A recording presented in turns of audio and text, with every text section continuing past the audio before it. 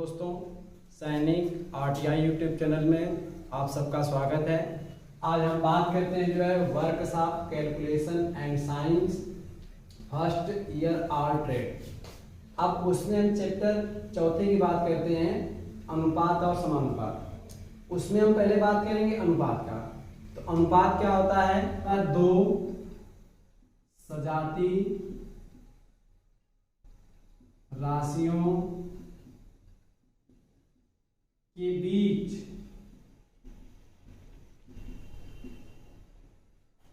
एक संबंध होता है, एक संबंध होता है और यह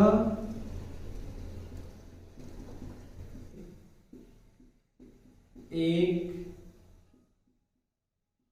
भिन्न के रूप में दर्शाते हैं।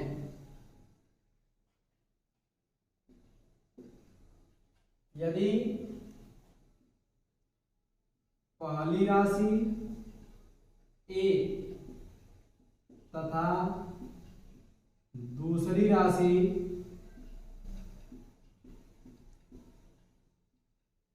बी हो तो इसे या अनुपात को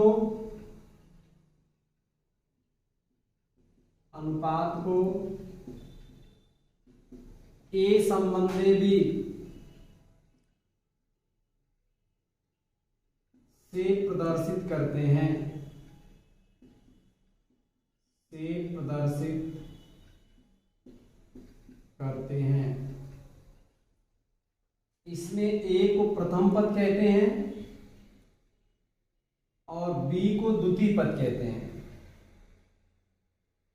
और इसे हम ए संबंधी बी को हम ए बटे बी भी लिख सकते हैं। ये अनुपात को दर्शाने का एक तरीका है, विधि है, नियम है।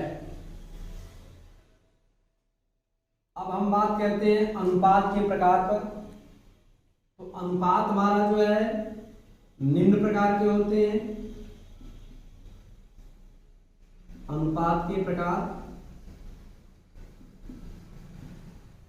इसमें हम पहले की बात करते हैं, सरल अनुपात,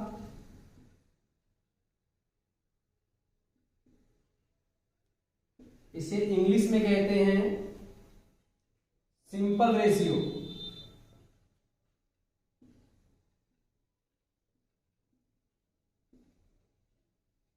सिंपल रेशियो। दूसरी बात करते हैं हम, दूसरा हमारा जो होता है आपका मिश्र अनुपात। मिश्र अनुपात, इसको इंग्लिश में कहते हैं कंपाउंड रेशियो। Compound ratio. तीसरा होता है आपका जो है विलोमानुपात। विलोमानुपात,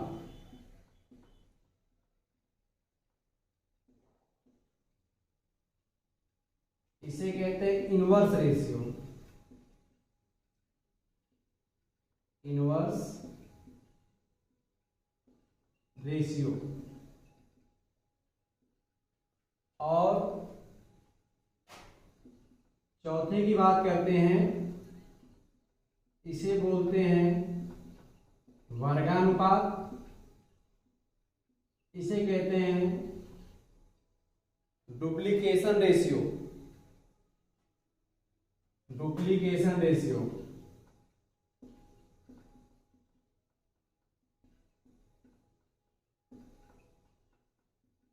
अब इसके बाद हम एक एक की बात करते हैं। तो सबसे पहले हम बात करते हैं सरल अनुपात की। तो सरल अनुपात क्या होता है, चलिए हम देखते हैं। सारे यहाँ रेशियो में नहीं होगा, इस पे भी थोड़ा मिस्टेक है। अब आगे हम बात करते हैं जो है पहला सरल अनुपात की। सरल अनुपात, तो देखिए सरल अनुपात किसे कहते हैं?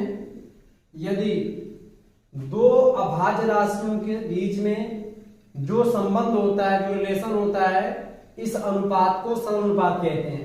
जैसे एग्जांपल के तौर पे कहते हैं 2 और 5 का अनुपात, अर्थात 2/5, जहां 2 और 5 एक दूसरे की अभाज्य संख्या है, तो इसको हम क्या कहेंगे, सरल अनुपात, अर्थात 2 संबंध 5 लिखेंगे, ये कहलाएगा सरल अनुपात।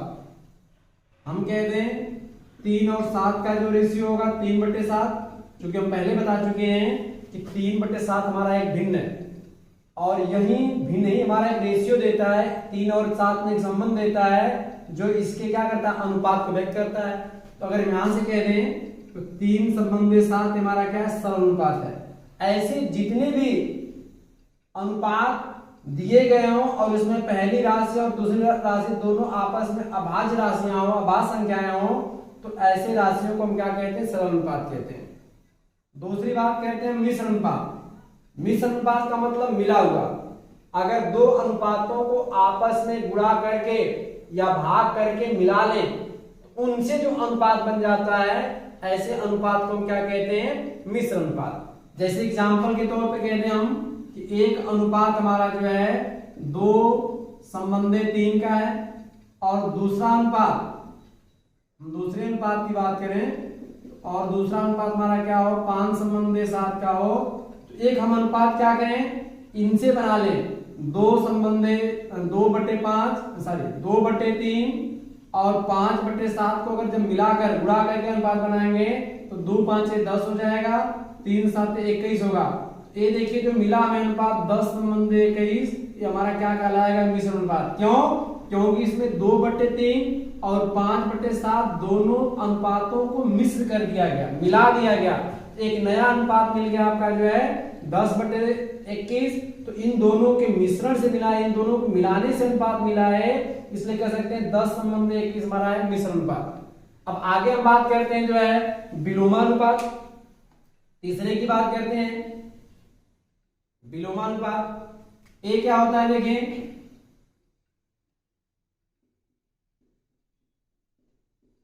तीसरे की बात करेंगे विलोमानुपात। ये क्या होता है, थोड़ा इसके बारे में समझिए।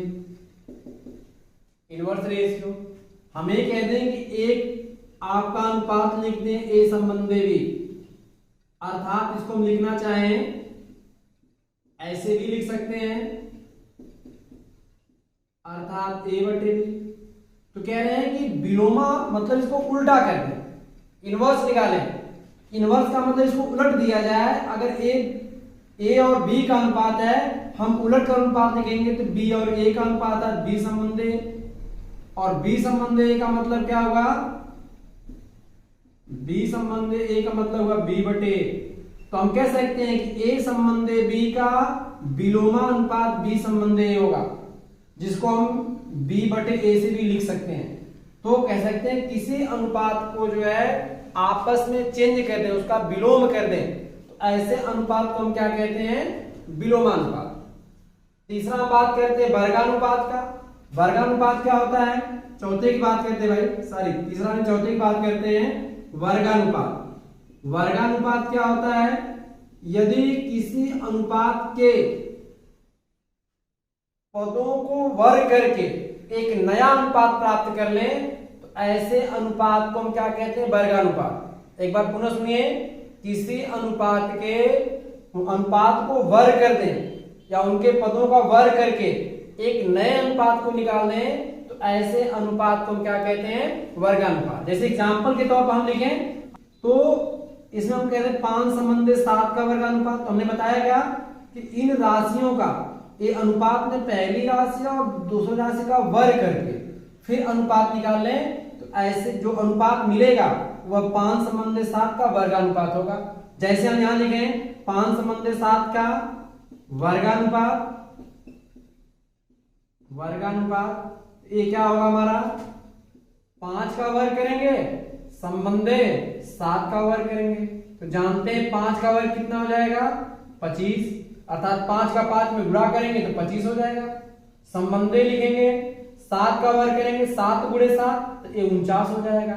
अर्थात हम कह सकते हैं कि 5/7 का जो वर्गानुपात होगा, ये वर्गानुपात ये क्या हो जाएगा हमारा 25 संबंधे 49।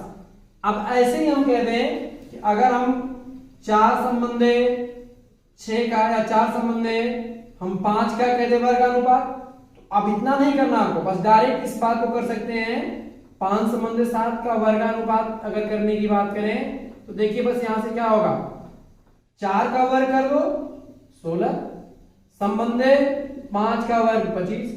ऐसे जितने भी अनुपात दे दें अगर उसका वर्गानुपात पूछे तो कुछ नहीं उसमें करना है, पहले पद का वर्ग अनुपात है दूसरे पद का वर्ग कर देंगे तो उस दिए गए अनुपात का वर्गानुपात मिल जाएगा। ऐसे बहुत सारे अनुपातों का हम वर्गानुपात निकाल सकते हैं। और अब अगले टॉपिक पे चलते हैं समानुपात। समानुपात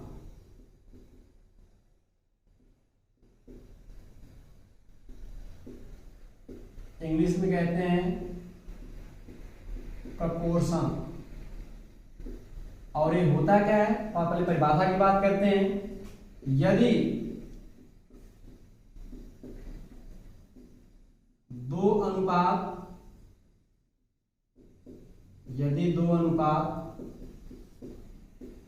आपस में समान या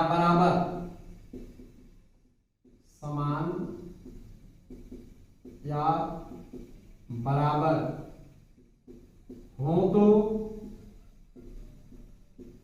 उसे समानुपात कहते हैं।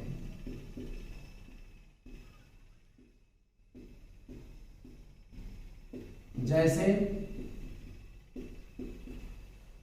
एक अनुपात लेते हैं ए संबंधी भी और दूसरा अनुपात लेते हैं सी संबंधी भी, और हम कहते हैं अनुपात ए संबंधी भी अनुपात सी संबंधी भी के बराबर हो जाए, अर्थात ऐसे कह दें ए संबंधी भी बराबर हो जाए सी संबंधी भी, तो हम कह देंगे कि ये क्या है हमारा ए संबंधी भी सी संबंधी भी के समानुपाती कहलाएगा। और इसको एक नए चिन्ह से दर्शाते हैं, इसका चिन्ह होता है ए संबंधी भी समानुपाती का चिन्ह देखो ऐसे लिखते हैं हम समानुपाते सी संबंधी भी। और इसको पूर्णतम ऐसे भी दर्शा सकते हैं ए बटे बी समानुपाती का चिन्ह जो यहाँ पर हम बराबर भी चिन्ह लगा देंगे बराबर सी बटे बी। ये देखिए हमारा जो है इनके बीच में संबंध बन जाता है। अब हम थोड़ा सा बात करते हैं समानुपात के संबंधी मूल सिद्धांत पर बात करते हैं। इसके जो मूल सिद्धांत क्या होते हैं चलिए उस पर बात कर लेते हैं। तो समानुपात का मूल सिद्धांत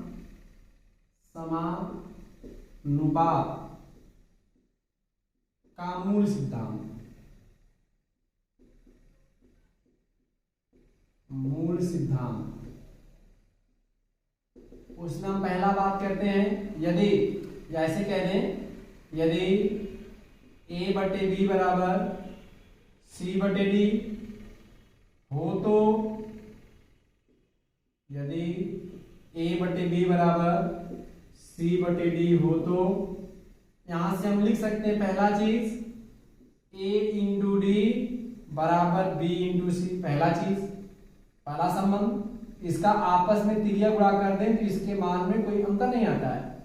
दूसरी चीज हम इसको लिख सकते हैं a प्लस बी बटे बी बराबर सी प्लस डी बटे डी। तीसरी बात हमें लिख सकते हैं a माइनस बी बटे बी बराबर सी माइनस डी बटे डी। अर्थात देखिए इसमें समझने की चीज है कि अगर पहले अनुपात में अगर अंश वाले पद में अगर हर वाले को जोड़कर हर लिख रहे हैं तो वही काम इस अनुपात में लगा दें तो भी इस अनुपात में कोई अंतर नहीं आता है, अर्थात दोनों अनुपात आपस में बराबर होते हैं। तो अनुसमानुपात का पहला सिद्धांत है आपका।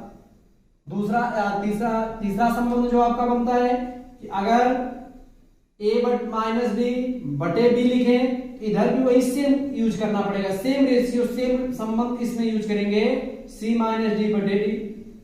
a माइनस डी चौथे की बात करेंगे हम a माइनस डी बटे c C minus D A minus B बटे ए प्लस बी बराबर सी माइनस डी बटे सी प्लस बी। ऐसे ही पांचवें की अगर बात करें, इसको उल्टा संबंध लिख सकते हैं, ए बटे बी बटे ए माइनस बी बराबर सी बटे डी बटे सी माइनस बी। अब थोड़ा इसमें एक एक की हम बात करते हैं, एक एक प्रूफ की थोड़ा सा समझने की प्रयास करते हैं कि यदि ए बटे बी बराबर सी बटे डी हो तो हम इसको ऐसे कैसे लिखेंगे। इन सभी थोड़ा के बारे में समझने का प्रयास करते हैं। तो पहला हम बात करते हैं इसमें, फर्स्ट का प्रूफ देखें, ए बटे बी बराबर सी बटे डी। तो देखिए पढ़े होंगे, यदि दो पदों के बीच में अगर बराबर चिन्ह है तो अगर उनका हम त्रिज्या गुणा करें उसके मान में कोई इफेक्ट नहीं आता। इसको हम यहां से लिख सकते हैं, अगर इसका गुणा इधर करेंगे तो ये क्या होगा आपका ए, या ऐसे भी कर सकते हैं, समझने का प्रयास करें। दोनों पक्षों में अगर डी का गुणा करें तो ए इंटू डी बटे बी, इधर करेंगे तो सी बटे डी इंटू डी। तो जानते हैं डी से डी कैंसिल हो जाएगा, फिर क्या होगा ए डी बटे बी बराबर सी। अगर पुनः दोनों पक्षों में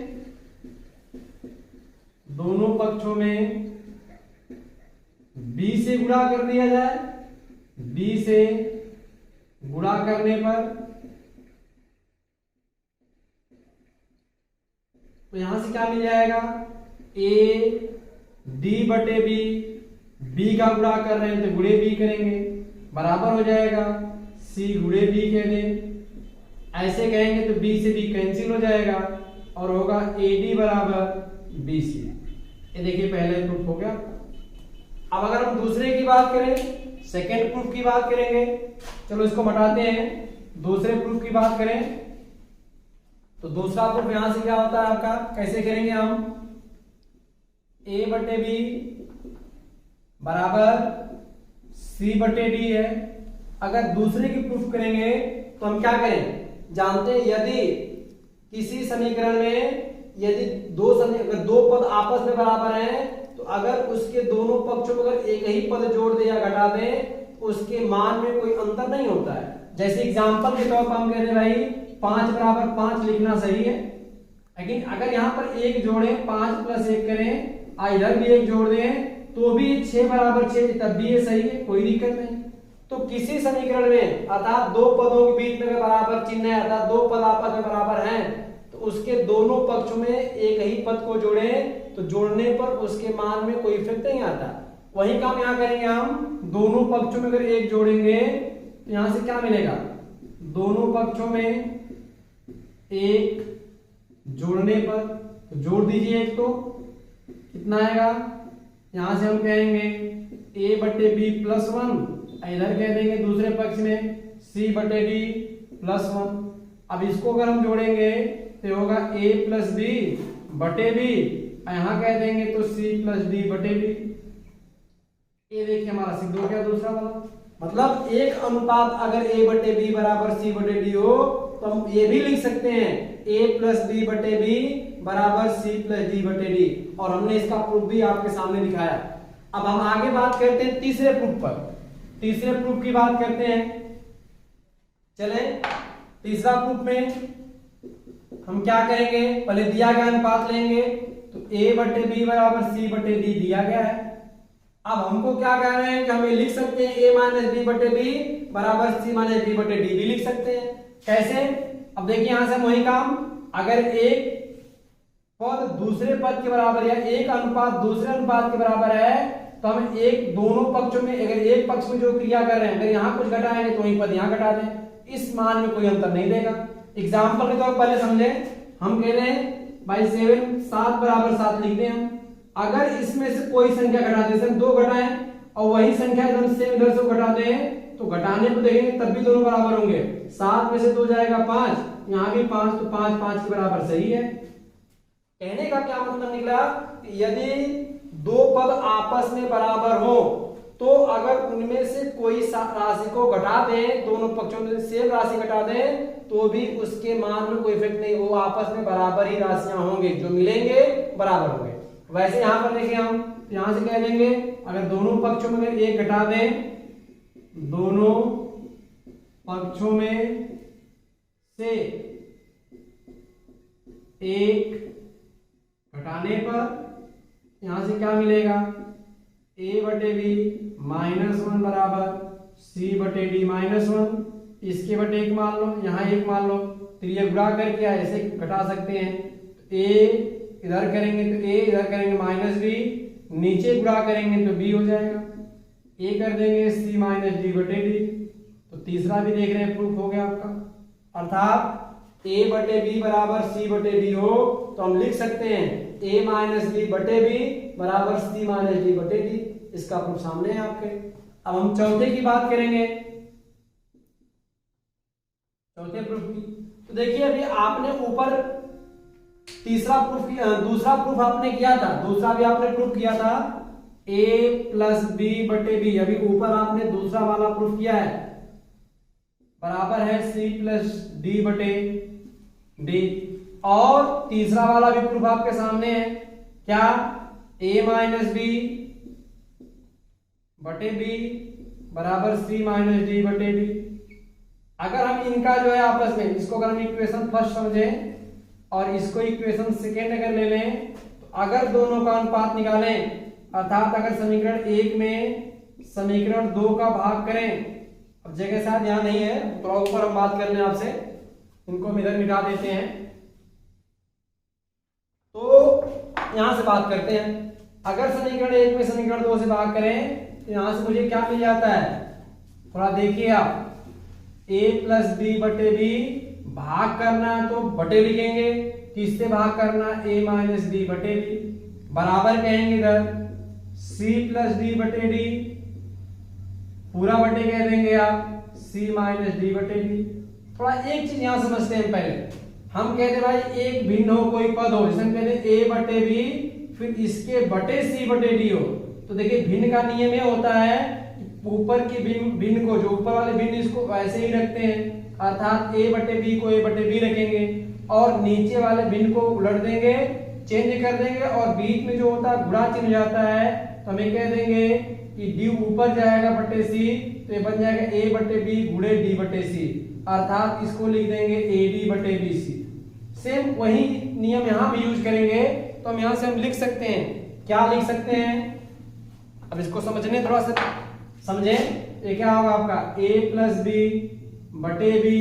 और एक गुणा चिन्ह हो जाएगा आपका b/a-d और बराबर कहेंगे यहां से हम c+d/d गुणे d/c-d। यहाँ b से b कैंसिल, यहाँ d से d कैंसिल हो जाएगा, क्या होगा आपका a+b/a-d बराबर हो जाएगा आपका c+d/c-d।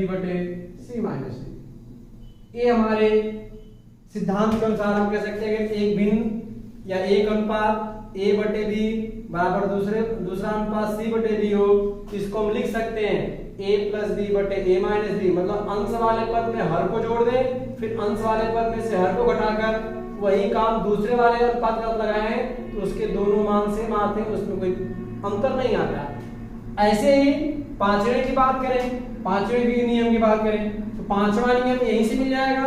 अगर इसी को अगर जो चौथा नियम भी आपने प्रूफ किया अभी a+b/a-d बराबर c+d/c-d है, अगर इसको आपस में इंटरचेंज कर दे, जैसे एग्जांपल के तौर पे कहते हैं कि अगर 1/2 बराबर 2/4 है, अगर इसको उलट दें 2/1 लिखें तो ये भी 4/2 हो जाएगा, सेम अनुपात में आएगा, तो इसकी वैल्यू दोनों की सेम होगी। वैसे अगर इस अनुपात को चेंज कर लें तो a-b/a+b बराबर होगा c-d/c+d। ये देखिए हमारा पांचवा अनुपात, मतलब पांचवा अनुपात चौथे से ही निकल जाएगा। तो हमारे 5 जो है इसके रेशियो के मूल सिद्धांत हैं। हम किसी रेशियो में दो अनुपात अगर समानुपात, अगर आप अनुपात बराबर हो अर्थात समानुपात, उसमें हम ये मूल सिद्धांतों को लगा सकते हैं। तो ये हमारे जो है समानुपात के मूल सिद्धांत हैं सारी। इसमें जो हमने प्रूफ ये बताया चौथा, ये पांचवा प्रूफ है, और जो पांचवा प्रूफ में लिखा वो चौथा हो गया। इसको हम चेंज कर लेते हैं, यहाँ पर ये हमने प्रूफ जो है पांचवा कर दिया है यहाँ पर। तो ये होगा, चौथा यहाँ से मुझे मिल जाएगा, कोई बात नहीं, इसी से मिल जाएगा, कोई दिक्कत नहीं। ये आपका प्रूफ हुआ। ये मूल सिद्धांत हमारे जो है अनुपात के, ये 5 अनुपात के मूल सिद्धांत हैं। तो आज बस इतना ही वीडियो में। अब अगले रूल पर हम कल बात करते हैं। धन्यवाद।